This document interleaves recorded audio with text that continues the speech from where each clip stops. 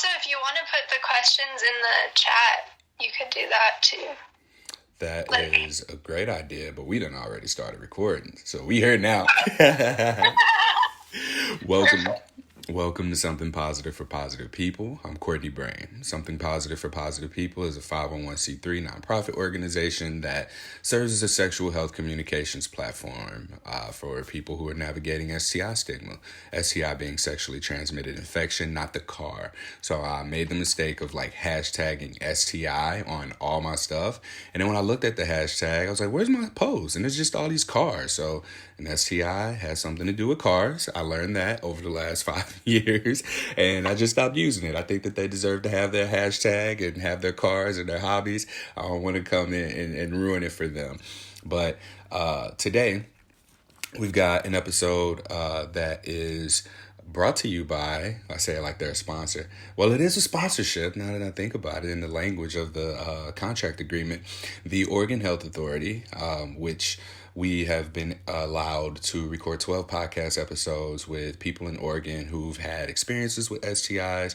And essentially, the overall purpose of this is to draw the connection between how the information that a person receives after they received an STI would have been so much more useful to them in navigating STI stigma and their diagnosis had they had it beforehand. We're talking about how sex positivity has also been something that has been welcoming and inclusive to people who've tested positive with or had experiences with STIs. And these are things that have come up organically in the podcast interviews, and also some questions about kink and BDSM, because a lot of the language and terminology around negotiations in those spaces are applicable to youth. Sex aside, we're talking about consent. We're talking about recognizing healthy and unhealthy behavior. We're talking about seeking support in the event that you are wronged, being able to ask for what you need and identify what you need, and then being able to not only hear and receive a no from someone, but to also be able to say no and take up for yourself, and learning these things about boundaries and negotiating the dynamics of relationships so that we minimize our potential exposure to STIs and in being in abusive or unhealthy relationships as well. So today's guest is Zia. Now, the paper that, the survey that I had you take, I just realized I have both of my phones right now being utilized. Normally I would read off, and also so many people have taken the survey that I can't just look and be like, oh, this person said this because this wasn't said before. So if you can give me your name, pronouns, anything else that you want to offer, and then we can just go into your experience with your diagnosis. Okay. Yeah, so my name is Zia. I'm based in Oregon, obviously. I'm 22 years old. I use she, her pronouns, and I was diagnosed with herpes in fall of 2020. Thank you for that. And can you tell me a little bit about the experience with your diagnosis? How'd you find out that you had herpes? Yeah, so I had symptoms, and was diagnosed basically all in 1 week. I was diagnosed on October 1st of 2020 at Planned Parenthood, basically. I went in, and I would say I had a fairly positive experience with my provider. I would say positive might be a strong word. It was very neutral. They weren't stigmatizing, or I didn't feel that they were judging me. They gave me one piece of paper with basic information about herpes, and that was kind of all I walked out of that office with, which I think is a bit lacking. But at the same time, I didn't leave feeling terrible about myself because of what my provider said. That was more my internal confrontation with the narratives I had been raised with about STIs, and also just being fairly young and not having a ton of experience with talking about STIs with other people and all of that. So I think that my experience was very intense for personal reasons, but I don't think that was intensified by my provider.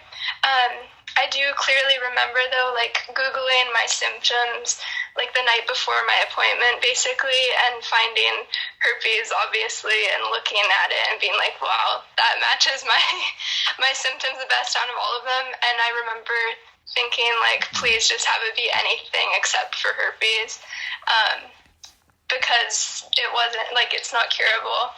And I obviously had heard, like, some herpes jokes, and just kind of like that narrative around it.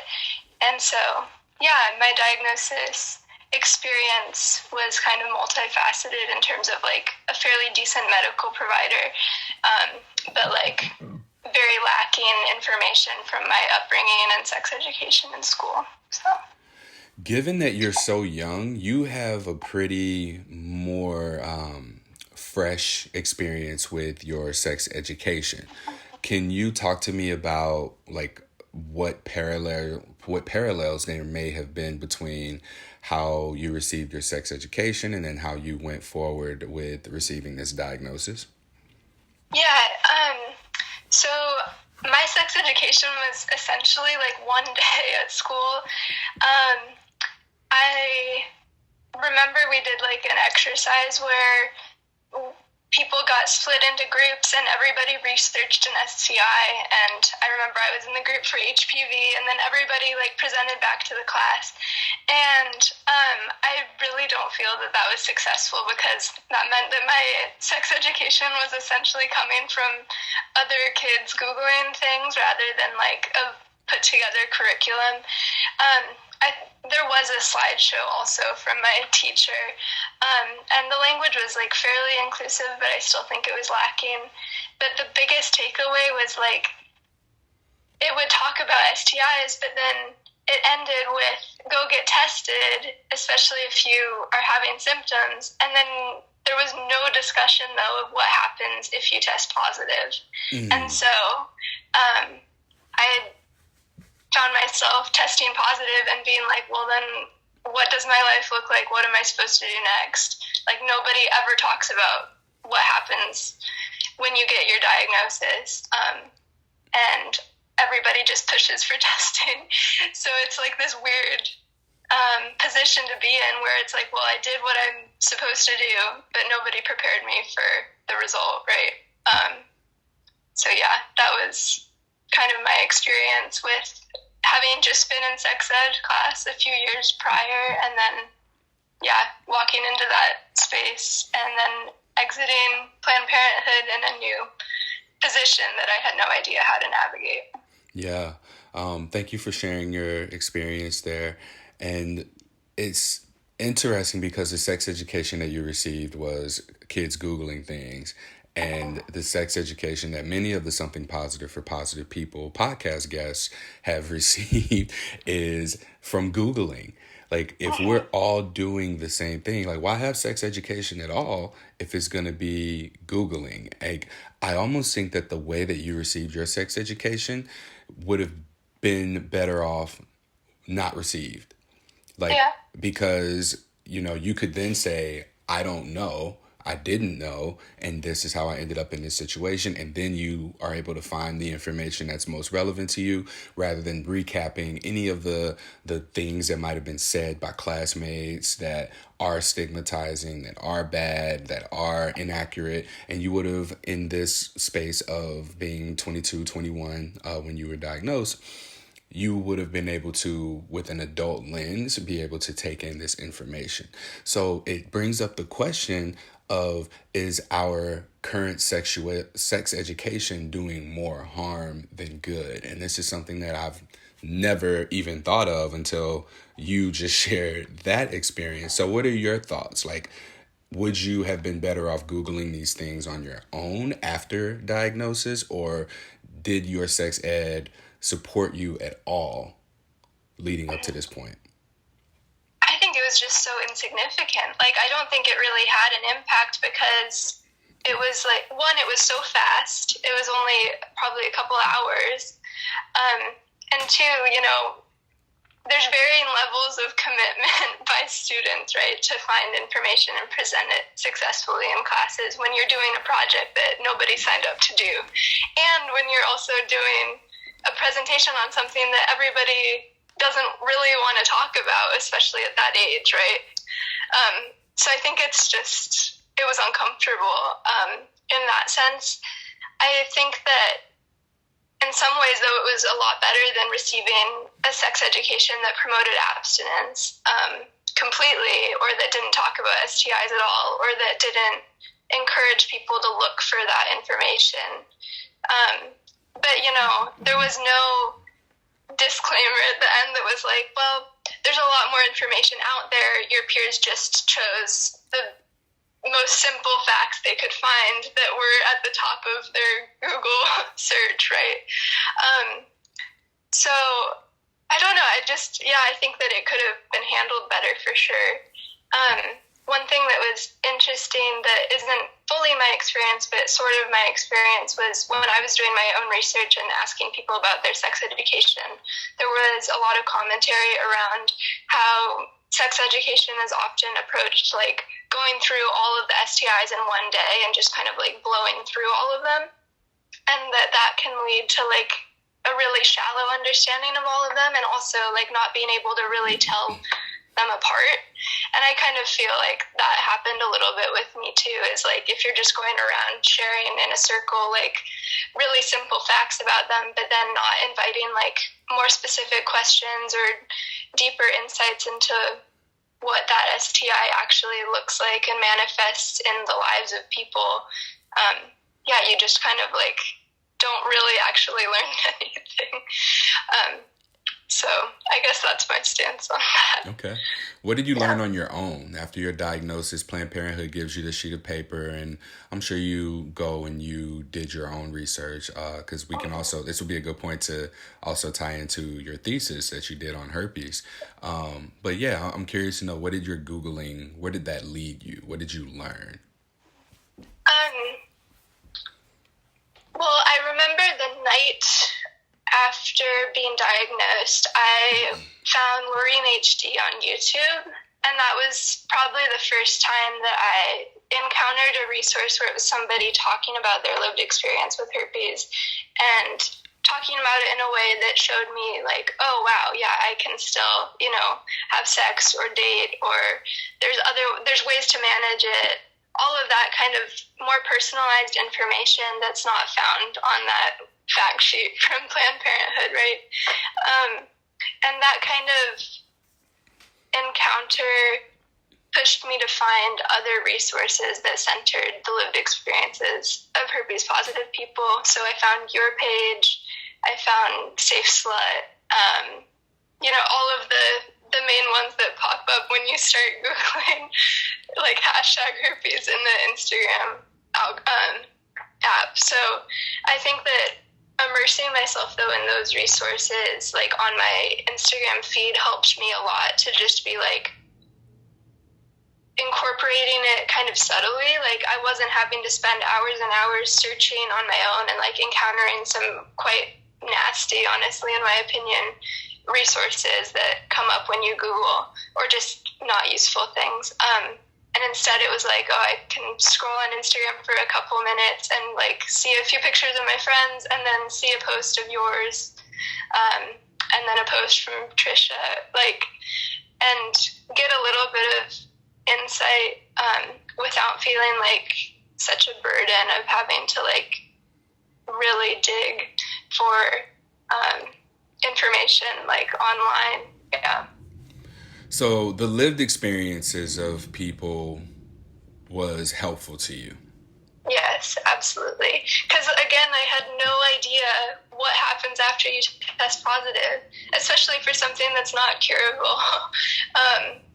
So like seeing other people live their lives and deal with navigating STI stigma or dating and disclosure. And I don't even think that my provider said anything about disclosure at all. And so I think I found out about disclosure through, the online resources from the community talking about disclosure and like giving disclosure scripts or talking about their latest experience and all of that. So that's come up in a few conversations that I had throughout this podcast series as well, is that you're not taught how to disclose, and that's probably the tied for the most important thing. Like, first off, how do I manage this? And second off, like, how do I tell a partner about this? Because essentially people are like, nobody's going to want to have sex with me. And that's not the case. And to see the lived experiences of other people and to hear about them and know that it is going to be, like, there are still people who are going to want to have sex with you, and the way that you deliver that information, it really does tie back into how we go into, like, managing your relationships, establishing and setting boundaries, those kinds of things. These are the things that you learned after your diagnosis that, if included with your sex education, you know, without it being seen as, oh, we're encouraging kids to get an STI or we're telling them that it's okay to get one. But it is, because it happens. You know, look at COVID, right? We're getting COVID and it was dangerous and deadly. Well, I mean, you know, people have and are still dying from it. And it seems like our tolerance of it has just evolved. And it's like, oh, well, you're going to get it. You know, everybody's going to get it. Just get vaccinated and quarantine if you get it. Disclose to the people around you that you might have exposed. That dialogue is very similar to the conversations that we have to have about STIs. And STIs have been around for years and years. COVID's been here 2.5, right? And we're already at that point. And I get, you know, the seriousness of it and how it can be fatal to some people. And here, there's no or little awareness or concern about how detrimental this can be to a person's mental health, to the point of suicide ideation, which is why something positive for positive people started, is because people with herpes wanted to kill themselves because their sex education looked like or less than like the sex education that you received. So tying that all back to the point that I want to make is even something as simple as taking the lived experiences of people and compiling bits and pieces of that information into a document. Because, like, learning about herpes is a process. Someone reached out to me recently and was like, hey, do you have like a one sheet? No, I don't, but I can like come in and talk to people and like answer their questions about it, because it's more of a discussion. The information that we have is inaccurate, it's inconsistent, it's compiled by people who don't have herpes and don't know what it's like to have herpes and may not know anyone who's open around them who has herpes. And the information that we're getting from people with herpes very much parallels STIs in general. And we have to go so much deeper into those non-sexual components of our sex education in order to manage this. And the people who have tested positive have done that work. So now it's a matter of getting our stories, our experiences compiled in a way to where it can be integrated into the current STI resources. Because like you said, you know, get tested when you have symptoms was the end of your sex ed. It wasn't, if you test positive, here's how you tell a partner. Here's how you move on. These are the medications that you can take. Here's the treatment plan. We didn't get any of that. Exactly. Yeah, and I you know, it's a hard situation to obviously be in, but at the same time, like, I'm so thankful that I tested positive, because I had so much learning that needed to happen that I don't think I would have done if I didn't get herpes.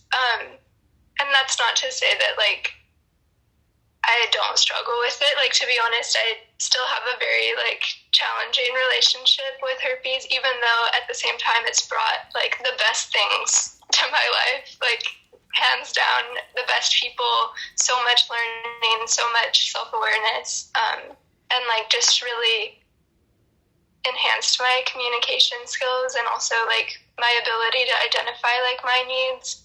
And I don't think that that was, like, ever part, really, of my, like, sex ed education. Like, my sex education didn't really emphasize that, especially, like, as a woman.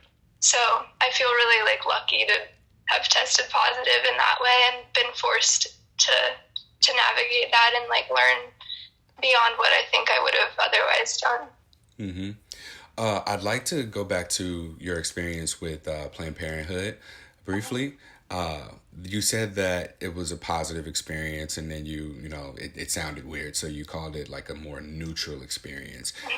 Can you point out some things that were done well, and maybe things that you feel like could have been done better from your experience from walking in or from setting the appointment, walking in and interacting with the nurse, showing them the outbreak, and then everything from there that you're comfortable with sharing? Yeah. So it was COVID when I was diagnosed. So I had a telehealth appointment.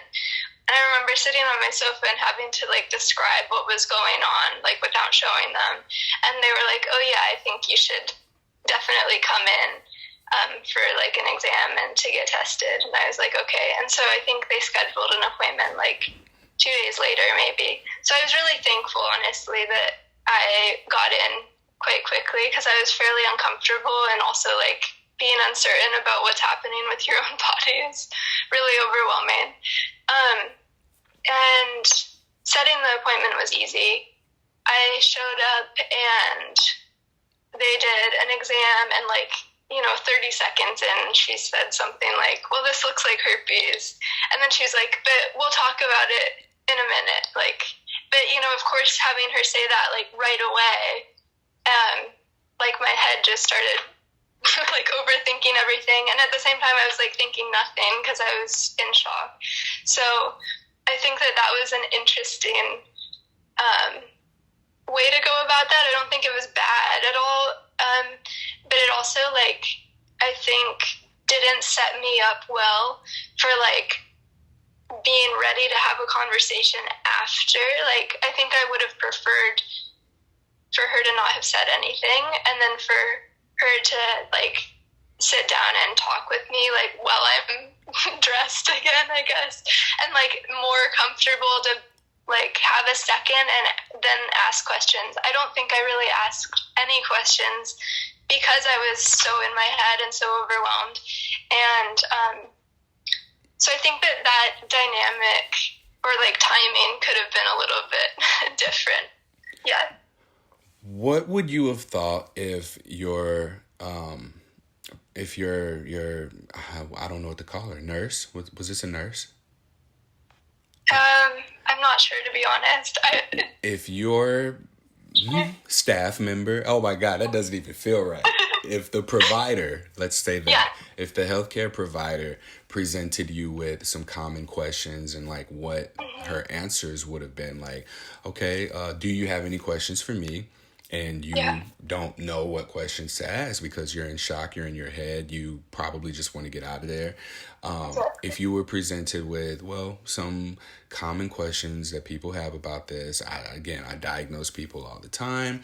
The main thing is, are their genitals always going to look like this? And no, the medication that we prescribe to you, whatever, Valtrex, Cyclovir, you have two options. You can take one daily to suppress the medication, or you can just take the medication as needed.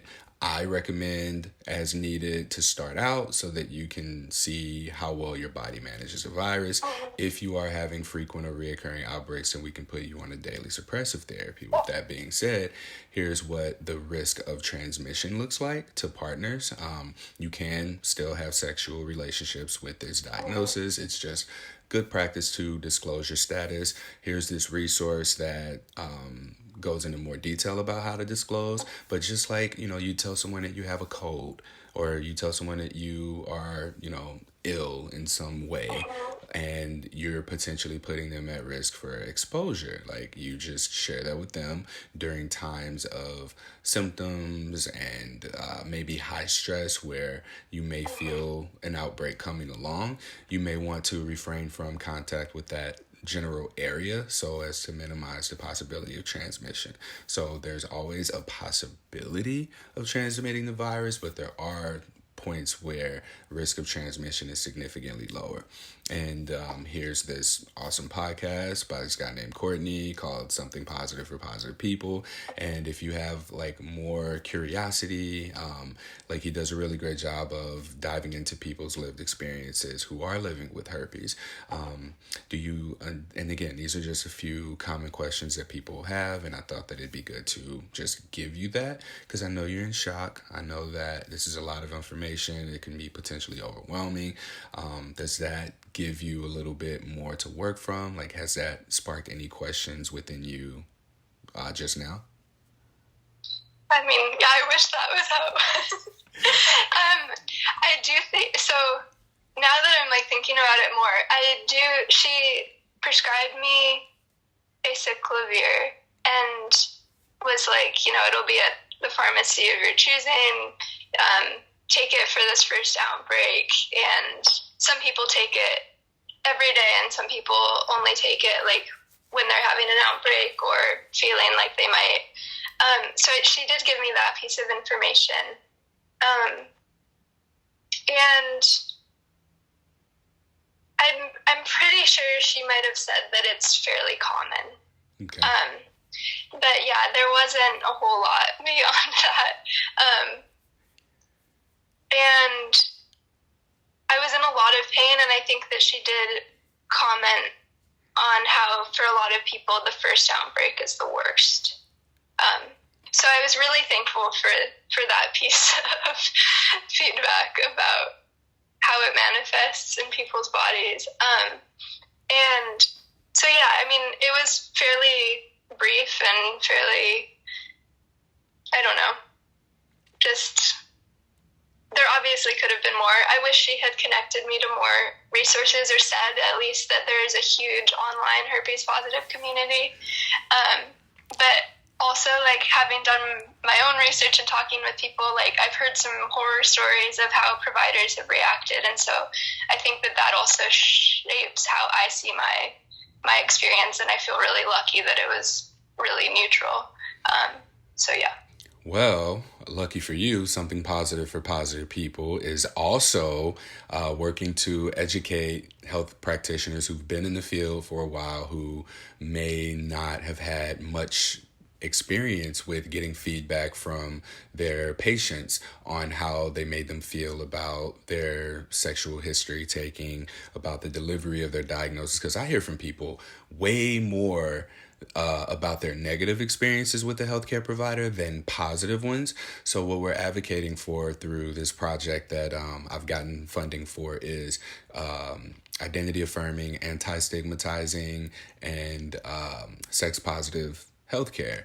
So what I want to do is essentially like have a practice session with a provider and a sex educator for them to take a sexual history. And throughout the interaction, they ask their questions. They have to affirm and introduce their pronouns, and also get comfortable with people maybe being married and having multiple partners, or being polyamorous, or not dating or being sexually active at all, coming in and out of celibacy. And get comfortable with uncomfortable questions, and also talking about kink and BDSM, because sex is not exclusively intercourse. And we really have to get to a place where we are separating sex as exclusively looking at it like a penis going into a vagina and then a baby being made, because that's not what it is anymore. We're talking about masturbation. We're talking about same-sex sex. We're talking about anal sex. We're talking about oral sex. We're talking about using sex toys. We are talking about sex expressing in all of these different ways, and then kink and BDSM as well, like ways to practice good health, utilizing barriers, not just condoms, which we talk about just going on a penis. There's more to it than that, and we have to be able to get healthcare providers comfortable with that in general without bringing their own biases into it. Because different people do different things for their pleasure, and pleasure as well, sex and intercourse are linked. Pleasure and sex is linked, and you don't have to have sex in order to experience pleasure. And I think that what this project does is support healthcare providers in being able to not lump things into labels and categories, which is well useful for medical school and for delivering diagnoses, but maybe not for treating the whole of your patient. And one of the things that we say is something positive for positive people is that sexual health is mental health. And when we can reframe the healthcare providers, the ways of viewing a patient who is positive for an STI or coming in for treatment or inquiring on their sexual health status, then we can start to see more of a person without locking into their genitals and whatever assumptions that there are to be made about how this person experiences pleasure. So let me get off my soapbox now. That being asked, are you sex positive? I would say that I was beginning to be the most sex positive of my life at the time of being diagnosed, not because I was like fully pursuing many partners or anything, but because I was like starting to unlearn some of those narratives that I like grew up with, and was beginning to date more and have friends in various types of partnerships. And I think though that like testing positive made me more sex positive, because it made me unlearn like all of these things that you have to be doing X, Y, and Z in order to get an STI, or like these types of people have them, all of that, because like here I was like someone who hadn't had a whole lot of sexual experience, who got an STI from having protected sex, all of these different things, so I think that was really eye-opening, and also pushed me towards finding community that was very sex positive, and becoming involved in projects that promote sex positivity and that encouraged a lot of that unlearning and relearning and exploration. So yeah. Thank you for sharing that you use condoms and you still got an STI, because that's something that too needs to be taught. No, condoms do not 100% of the time protect you from an STI. And I even think that with the percentages of like even, it reduces the risk to 99.6% of likelihood that you won't get someone pregnant. Let's talk about that 0.4%.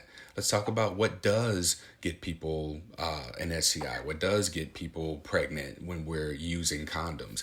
And we don't speak about what to do when a condom breaks, if a condom slips off, if a person loses an erection and it like comes and goes. When do we switch out condoms? The use and application of lubricant. These are all things that fall under that 0.4%, and they happen all the time.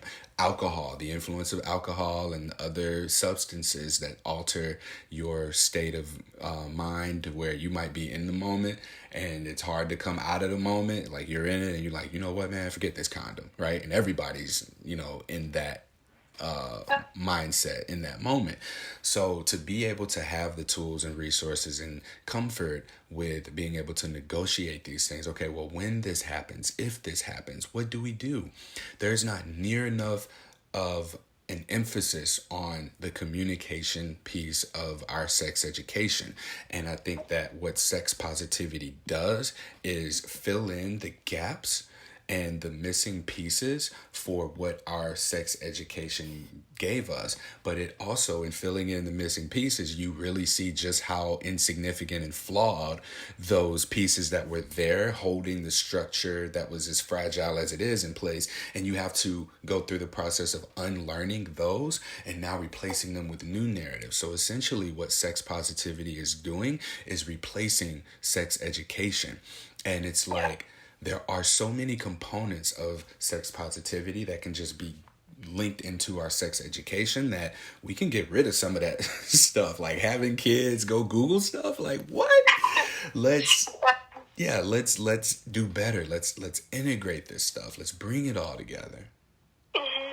Well, and I think that there's that that connection between sex positivity and kind of what can happen following testing positive is like you're forced to have those conversations. And I don't know, for me, like, I didn't feel prepared to have those conversations with partners about sexual health, at least in a way that was, like, truly comprehensive and mutual. And I feel like testing positive allowed me to be like, I have to take the space up to have those conversations. Like, I get to do that also. Like, I think that there's kind of a privilege that comes with being like, well, I have to have that conversation. If that person isn't, like, ready to have that conversation, like, is that somebody I would want to be with anyway, right? Because if you're not able to communicate about that, like, what else is going to be too uncomfortable to communicate about? So I think that it's an interesting position to be in, where you get all of this. I think it can feel like a burden, like the thought of disclosing, and at the same time, like, reframing it to be like an opportunity has really been beneficial to me. Not that I've put it into practice very much in intimate settings at all, but even just with, like, friendships, I think that me opening up about my status has offered people in my life a lot of room to be open about their like, sexual fantasies, or, like, what they're dealing with in their relationships, and just, like, understanding that we're, like, not going to judge each other for that, and that we can talk about things that aren't often talked about publicly. So that feels like a really good thing that's come out of it. Yeah. And sex positivity, while it's being sex positive, we speak about sexuality. And sexuality and sex, while they are connected, I think get lumped together. And we don't want to talk to our youth about sexuality when the components of that are those non-sex related things, like how you navigate your relationships, healthy and unhealthy, abusive or consensual, talking about setting boundaries, being able to receive a no, being able to say no, and being able to identify what your needs are and ask for them, and then experience pleasure. You know, pleasure too, being so linked to the word sex. Like, what feels good to you? What is your self-care? Do you enjoy watching anime? Does that bring you pleasure? Do you enjoy cooking? Do you like sharing meals with friends? Do you enjoy playing? What is pleasure to you?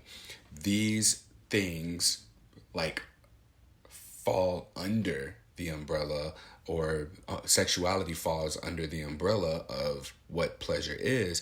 But if we're unwilling and unable to talk to people about these things, we are not opening the door for connections that are filling, that are transparent, that are mature, that have meaning to them. And again, like, it's something that unfortunately we had to go through do I want to call it a trauma? Yeah, it's a trauma. The trauma of testing positive for an STI in order to become sex positive. What if, just hear me out, what if we are able to educate our youth to being sex positive without the association of sex being what it is? Like, why not call it pleasure positive? So we're having pleasurable communication and connections with our peers, and the relationships that we build are given a solid foundation of pleasure positivity. Because I believe we can talk to our youth about sex without even talking about sex. And that's like, sex aside, like the sex education that you were given, if you were given that later, then youth would already have a framework to work with going into that talk, to where they can ask questions and they can apply what they already know, knowing or having now learned about STIs in general. And now they can apply the boundary setting, the intention setting, the healthy and unhealthy recognition of the people that you're going to or thinking about being sexual with or having close relationships with, and really fostering connections that are rooted in everyone experiencing pleasure outside of the context that we have given it as a society, that pleasure is sex. Yeah, absolutely. I love that so much. Yeah, I think that there's, like, a little interesting, I guess, context of, like, where I come from in this conversation, and, like, my idea of pleasure and intimacy after being diagnosed and being my age. Like, I was diagnosed in college, a very like hookup oriented place to be, and that never was super appealing to me. And testing positive, I contracted from getting back together with somebody while they were traveling through town. And I had mixed feelings about like pursuing that encounter again, and specifically with a man, because I was like ready to explore my queerness and really felt like ready to do that finally. And then I tested positive for herpes, and then I felt like, oh, like I no longer can access pleasure, one, because it feels too overwhelming to like pursue any type of encounter, and having to like disclose and navigate being STI positive in college, and openly encouraging conversations around testing and all of that, and two, like pursuing my first like queer encounter, right? And so that put me in, I feel like, a really weird headspace, and I think that it's connected deeply to like sexual health and mental health. And I'm really thankful that you talk about that a lot. Because, yeah, it's like, it was odd to find myself in a position where I was really ready to learn and identify, like, what pleasure means to me and what I really actually want. And, like, come to find out that, like, the intimacy that I desire isn't really what people seem to be ready for in college, right? And so, yeah, to be honest, I haven't been with anybody since being diagnosed, and I think that it's there's multiple layers to that, all of what I just said, and also just, like, personally navigating the physical side of being positive. But, yeah, like, that, allowing myself to finally have the space to, like, truly take time away from all of that and be like, okay, so if I were to pursue an encounter, like, what do I actually want? Like, what do I actually need from somebody? What do I want to see from myself? Like, what is pleasurable to me, truly? And I think that, like, being herpes positive in college is an interesting position, because obviously there are herpes positive people in college, but all of the like online resources that I was seeing were people who were like in their late 20s or 30s, and so I didn't really feel represented at all. And like, that's part of why I started to be public about my status. And then like doing so, I've had people who like literally I know from school like reach out to me and be like, oh, I have herpes too, and that was like so huge, right? So I think that, yeah, going back to like what would happen if our conversations with youth were different, about pleasure and intimacy and sex and all of the above, I think that like everybody would be in such a different space and more in tune with what they truly like need and want, and that would be absolutely amazing. So, yeah.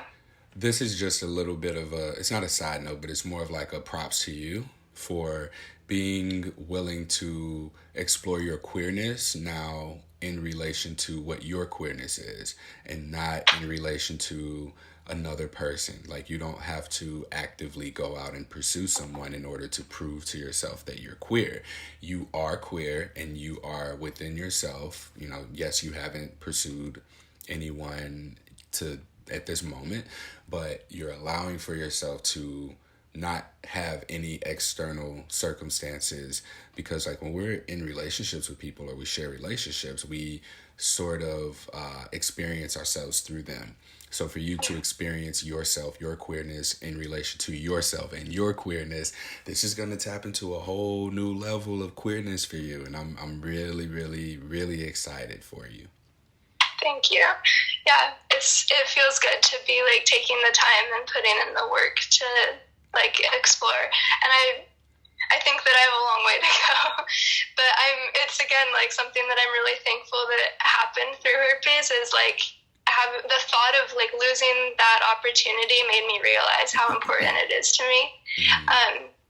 And so, yeah, it's, again, like a funny thing to have to go through in order to fully realize that. But here we are. So I'm thankful for that. Yeah. Yeah. Well, I thank you for sharing your experience with me.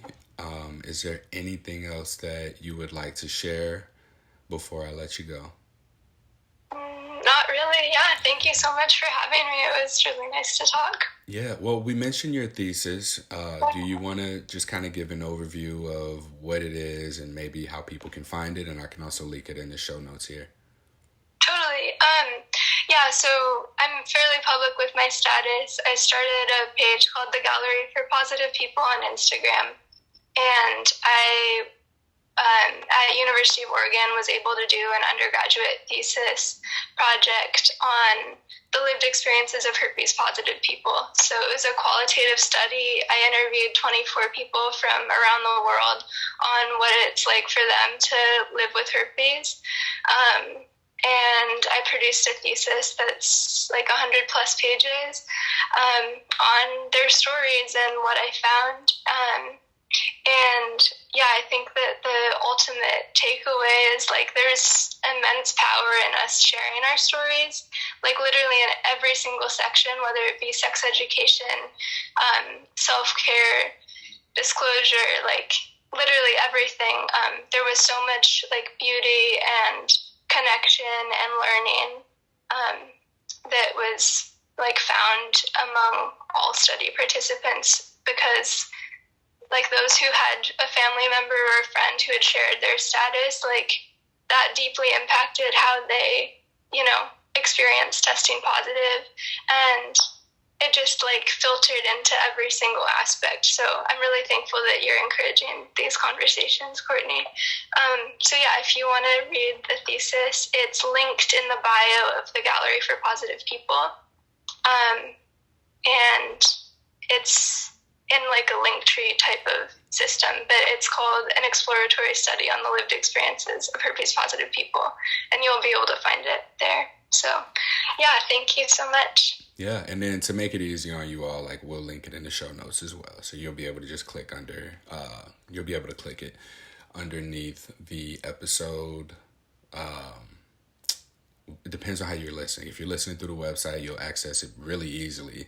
But through iTunes or whatever else, you'll just have to go to the show notes and you'll be able to find it. So, all right, that concludes this episode of Something Positive for Positive People. Please like, rate, review, share, subscribe to this podcast. I hope that you are rocking with us because these are very educational episodes for this grant that we received to be able to take in this information and just see what I've taken away from here is just that we can take our sex positivity and start introducing that to youth in a way that doesn't scare the parents or the educators or make the kids get all weird about the word sex by beginning to look at separating the word sex in its meaning of intercourse as we mostly see it. And it's sex isn't just intercourse, and sex and pleasure aren't the same thing. These are things that are related, but we want to be able to educate youth to be more pleasure positive if we're uncomfortable with saying sex positive, right? So I am working to be able to advocate for this, and the support that I receive from the listeners and the guests and the donors of Something Positive for Positive People has really allowed for us to take this information and now be able to compile it in a way where we're telling a story from people's experiences, and we're able to now see just how impactful this can be. And now that we have a narrative that we're attaching to this project, we're able to move forward and go, hey, here are some needs, and then we can begin to explore different ways to meet them. So all of your support, however you choose to do so, is super supportive and has gotten us to this point, and who knows where it's going to take us next. Till next time, stay sex positive.